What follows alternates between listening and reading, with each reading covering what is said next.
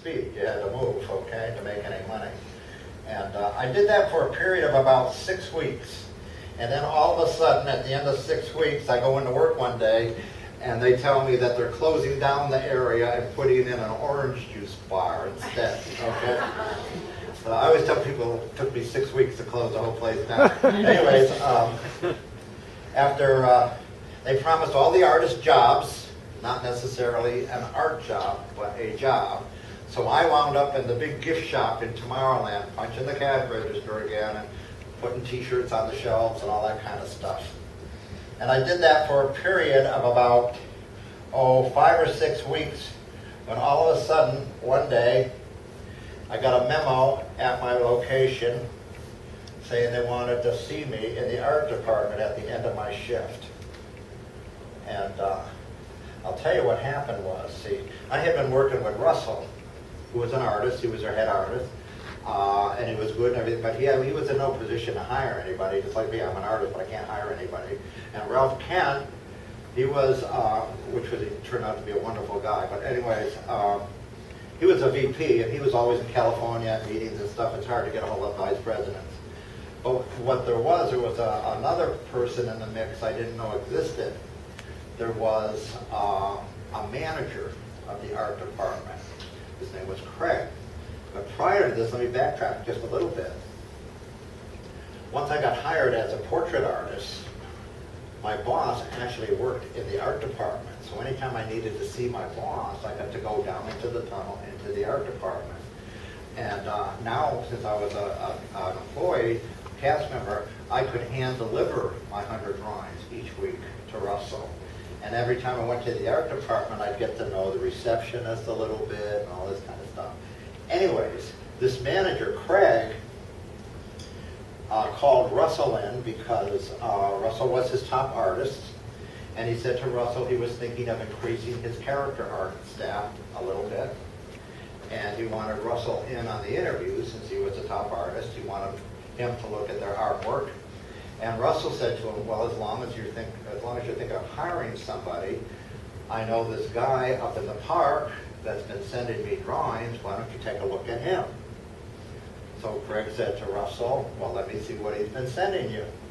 So Russell dragged in literally boxes and boxes and boxes of drawings. If you do the math, 100 drawings a week by almost 2 years comes out to almost 10,000 drawings. And I think to this day, it's the only reason that I can do so many characters from memory. I do about 200 characters from memory. But anyways, that's when I got a memo left at my location saying they wanted to see me in the art department. And so what happened was, after my shift was over, I went down to the art department in the tunnel, and I met with this Craig guy. And apparently he liked my stuff. So what he told me was he was going to bring me in to the art department on loan from the gift shop for a period of 30 days. And what would happen is I would work down there for 30 days, work with their artists. If I did well, at the end of 30 days, if they could swing an opening, they would keep me. And if I did well, and at the end of 30 days they couldn't swing an opening, at least they knew where they could get their hands on me when they could swing an opening. And of course, at the end of 30 days, if I didn't do well, then I'm back up in the park punching the cash register for the rest of my natural life. So me being the type of person I am, I'm worried what's going to happen in 30 days. But I go in, and that first week, all they have me doing is drawing Mickey. Every possible angle and view and pose, expression of Mickey you can possibly think of. Second week I go in, they have me start on the duck. The next thing I'm doing is drawing ducks.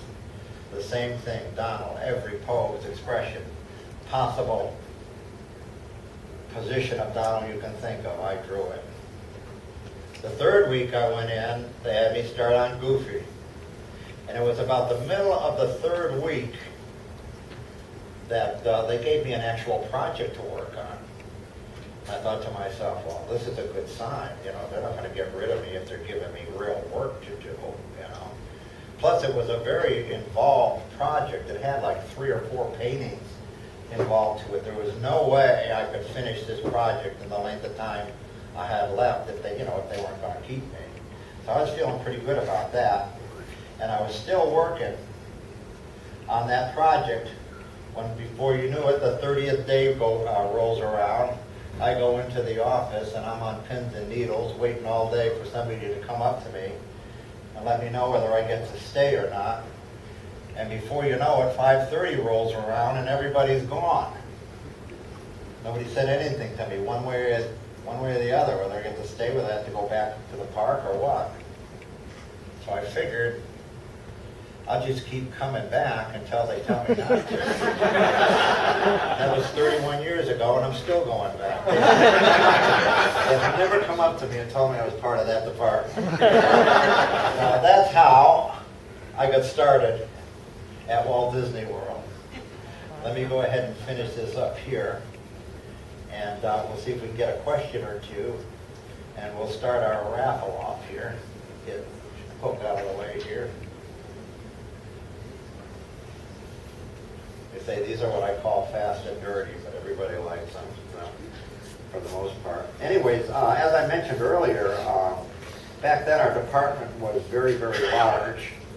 We had like 16 artists, but over the years, as people left, as they retired or left the company, we had a lot of people that left that moved over to animation when Disney MGM studios opened. And as people left over the years, Disney didn't replace. So for about the last 18 years, it's been me. I'm a one-man art department. There's nobody else there but me.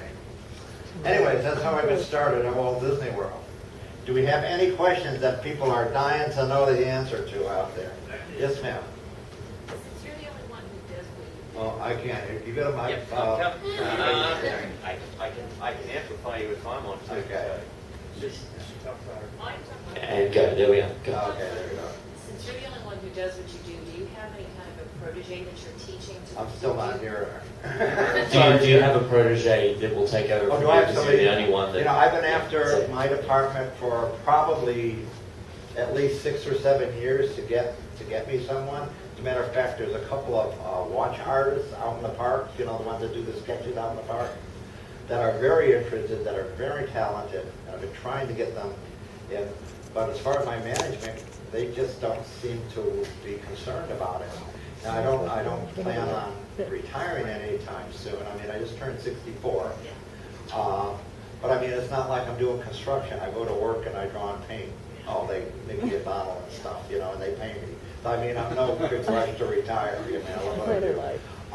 But it's got to happen. I could get hit by a Mack truck tomorrow. I mean, it's got to happen sometime. My guess is, unfortunately, I think they have a big stock of computer art, standard characters done on the computer, various positions, various poses, doing various things.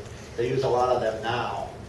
When advertising will come to me when they need a specific pose, or Mickey or Snow White or whatever doing a certain thing, and it's not in the file, then I'll have to create it.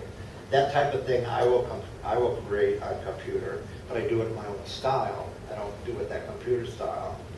So I can do the computer. I'm not a dinosaur. I know how to do Photoshop and all that stuff. But 90% of my work is done this way. I don't like the characters like Buzz and Woody and Nemo. They were created on the computer. They look great on the computer.